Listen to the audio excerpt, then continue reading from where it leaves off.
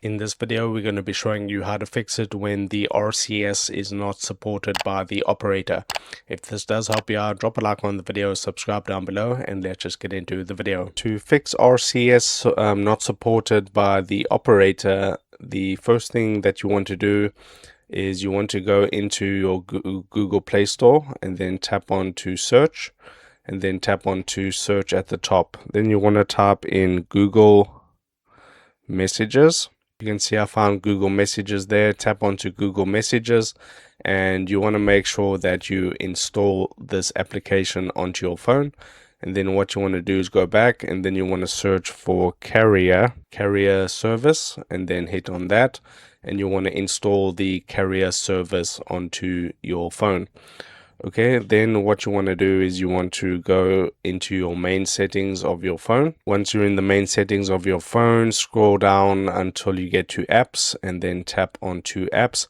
And then you want to make use of the search bar at the top, and you want to type in messages. Okay, tap onto messages right there, and then you want to scroll down until you find storage. Tap onto storage, and then what you want to do is clear the cache right there.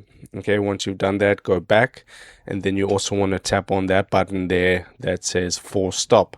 Tap onto the force stop button, and then what you want to do is you want to go back to main settings, and then you want to go and type in search, and you want to type reset. You can see there, reset mobile network settings. You want to tap onto that, and then you want to tap on reset mobile network settings, and then you can see there's a button right there that says reset. It's kind of hard to see on camera, but then you want to reset that, then go back to your main settings, then scroll down, and you want to go to software update.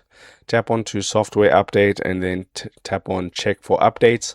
And if you have an update available for your phone, you want to make sure that you download the latest update by tapping update there.